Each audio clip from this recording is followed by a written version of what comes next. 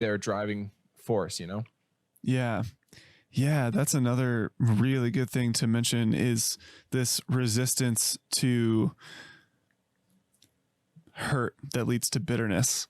This resistance to allowing unjust situations in our lives that, produce some measure of hurt.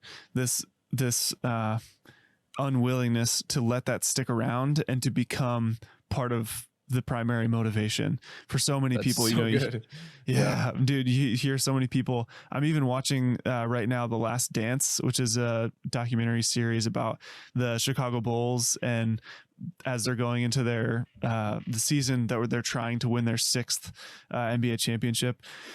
And you even hear some of the motivations coming out, and it's like, oh, even somebody as great as Michael Jordan, you realize you're like, oh, it's not like just all love for basketball that's driven him to, or like the love for the fans of like, oh, I just want to give them like the best possible show. I'm sure there's some of that, but there's also these deeply rooted motivations of, man, I could never get my dad's attention, and I was always fighting for it.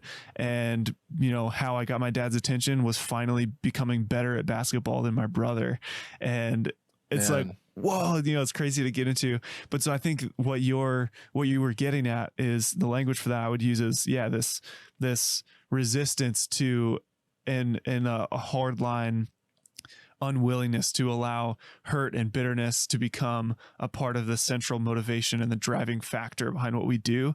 And so good. This, of course, goes back to Jesus for us again, ultimate picture of this, but maintaining love and goodwill at the center of everything that we want and we're trying to do with our lives. Wow, that's so good. You just gave such good language to a couple words that popped in my head the other day when I was thinking about these things and trying to articulate it in my mind.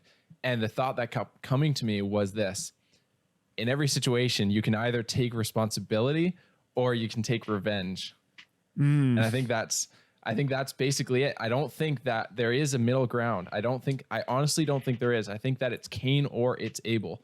I think that's what makes that story so powerful, is you can either become resentful, and you can either, you actually can't just play video games and crack a beer and enjoy that moment because you're scared of what might happen.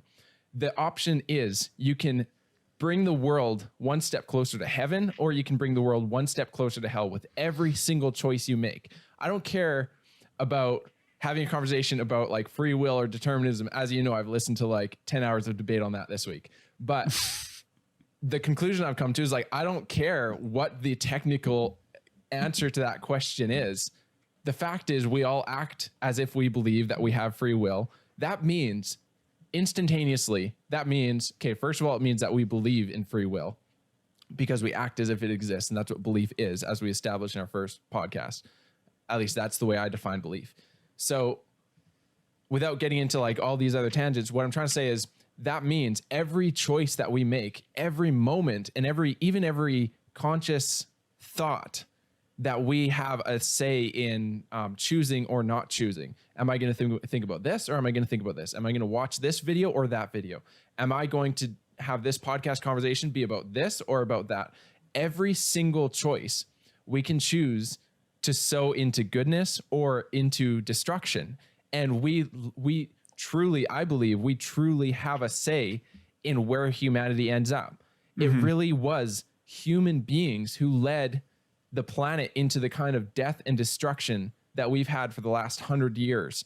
It really was human choices that brought us out of that. It really was some great heroic man going onto a boat at about 18 years old, or some at 17 or 16 with a bunch of gear and storming the beaches of Normandy in belief for setting people free from darkness, And so, yeah, as far as I'm concerned, every choice we make is going to send the world more into hell or it's more into heaven. I think that you just gave such good words, and I didn't have the right articulation until now, but the thoughts that were coming to me in the car was like, man, the options are either here is reality, and either I take revenge on reality, either I take revenge on being, or I take responsibility for it. Yeah. Yeah, absolutely. Man, I love how succinctly you put that too. The wording that was in your head the other day. You either take responsibility or you take revenge. Right. And the reality is that responsibility is the only choice in that situation. Revenge is never the answer. And that it's a, that choice, as you just put it, is the simple way to understand which decision you're making. Let's assume that you started out with some purity of love and goodwill in your intentions and in your motivation for living your life in a certain way.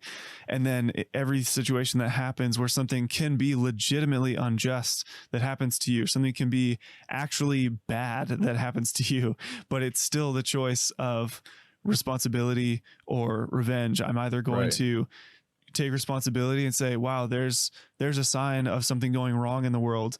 What, even more motivation for me to keep my intentions pure and to keep the goodwill of my heart at the center of everything that's driving me, rather than letting mixture in and letting it become tainted. And maybe that happens once and it changes a little bit. Maybe it happens again and you let some percentage of revenge mentality to seep into, or whatever other words you want to call that, hurt, bitterness, resentment, to sneak into your motivation. And it just makes this muddy mixture of motivation rather than not allowing that to happen and choosing to take responsibility. And maybe that means forgiveness. Maybe that means some measure of reconciliation, as much as it depends on you, or, whatever else. It could just totally depend on the situation, but just protecting that inner motivation and making sure that it's purely love, surrounded by this guard of humility. Yeah, absolutely. I feel like you see so much of this in some of the like environmentalist talk. That's what's coming to my mind, is how anti-human it can get sometimes. Is like, it's not just a belief in being that makes people care about the environment or care about, there's also this side that, and I would say any like political position, anything has both sides of this. And honestly, I think you could probably relate that to the good father and the tyrannical uncle. You could relate that to the fact that any man who gets power can either become the man. Obviously I don't just mean men, I mean the masculine side of men and women.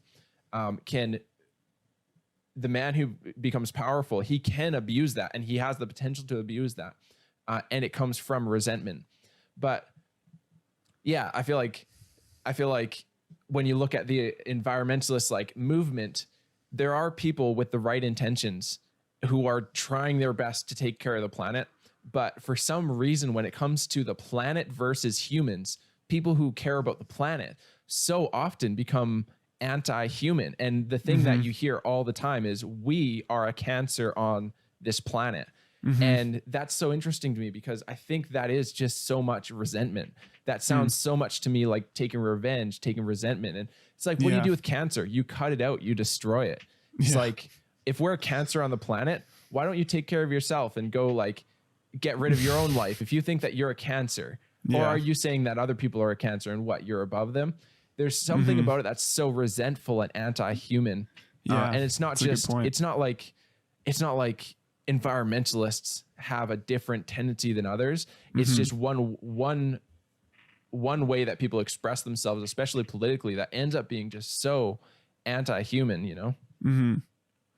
Yeah, man, I think we hit on something so key here, is this idea of your inner motivations and making sure that it's purely comes from love. And I think across the board, I don't know, as we're kind of discovering that in this conversation together, I feel like that is almost solely the meter of admiration, or that's the measuring stick of admiration that I have for different people. Wow. And yeah, are you just saying the meter for admiration is how much they choose to take responsibility as opposed to take revenge? Yeah.